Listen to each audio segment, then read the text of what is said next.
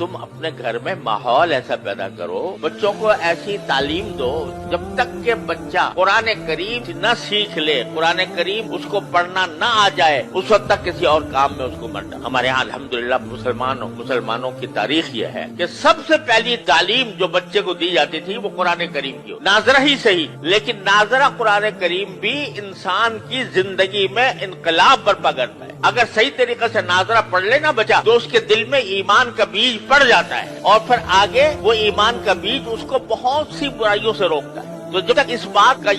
کا یقین نہ ہو جائے کہ میرا بچہ قرآن کریم پڑھنے کے قابل ہے، اس وقت تک اس کو آگے نہ بھیجو۔ اب ہمارے یہاں وزیر تک بن گئے لوگ، اور جب ان سے کہا گیا قل ہو اللہ پڑھ لو تو قل ہو اللہ پڑھنے نہیں آ رہا۔ تو در حقیقت یہ اس لیے کہ ہم نے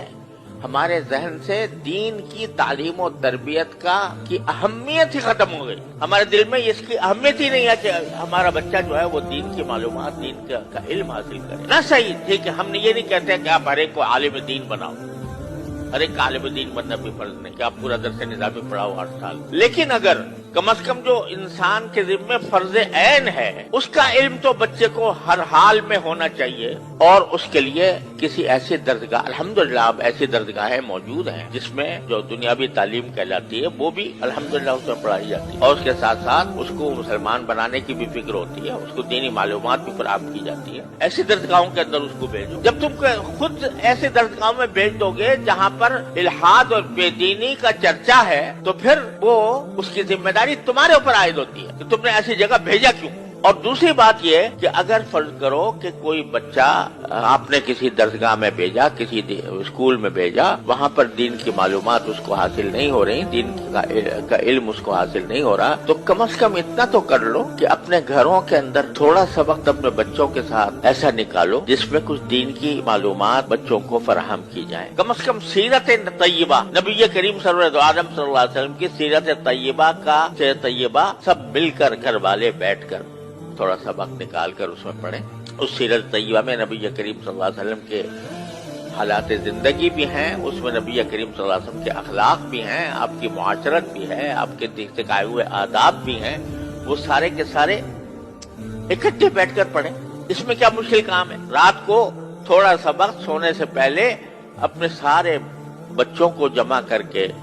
اور اس میں خود نبی کریم صلی اللہ علیہ وسلم کی سیرت طیبہ کی کوئی کتاب پڑھ لو سب بیٹھ کے، تو کم از کم گھر کے ماحول کے اندر ایک ایسا مدرسہ قائم ہو جائے گا، اور یہ اصل مدرسہ ہے۔ نبی کریم صلی اللہ علیہ وسلم کے عہد مبارک کوئی باقاعدہ مدرسہ نہیں ہوتا تھا، صبح تھا جس میں صحابہ کرام مختلف علاقوں سے آ کر تھوڑے سے پڑھ گئے تھے، وہ انہوں نے تو اپنے آپ کو خاص کر لیا تھا اس کے لیے، لیکن ہر صحابی کا اپنا گھر خود مدرسہ تھا دین کا۔ ہر صحابی کے گھر میں تذکرے نبی کریم صلی اللہ علیہ وسلم کی سنت کے ہوتے تھے، آپ کی سیرت کے ہوتے تھے، اس کے نتیجے میں جو اولاد پیدا ہو رہی تھی وہ اولاد بھی سیرت اور سنت کے سانچے میں ڈلی ہوئی تھی۔ اس میں کیا مشکل کام ہے؟ میں کہتا ہوں 15 منٹ نکال لو، 15 منٹ روزانہ، اور اس میں نبی کریم سرور عالم صلی اللہ علیہ وسلم کی سیرت طیبہ پر مشتمل کوئی کتاب پڑھی جائے، اور پڑھ کر بچوں کو اس کا علم دیا جائے سیرت طیبہ کا، اور پھر سیرت طیبہ کے ساتھ جو بنیادی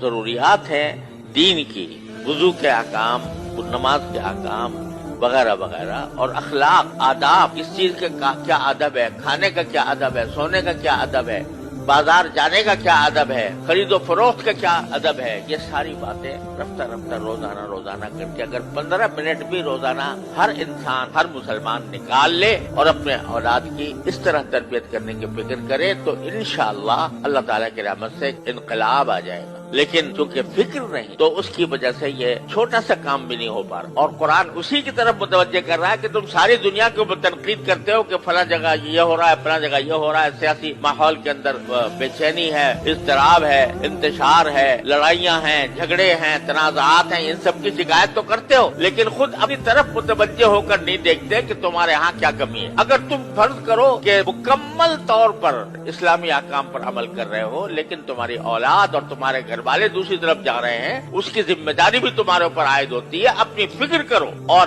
اس کا ایک آسان راستہ میں آپ حضرات کی خدمت میں عرض کر رہا ہوں کہ 15 منٹ نکال لو روزانہ رات کو، اور اپنے گھر والوں کو جمع کر کے اس میں سیرت طیبہ اور احکام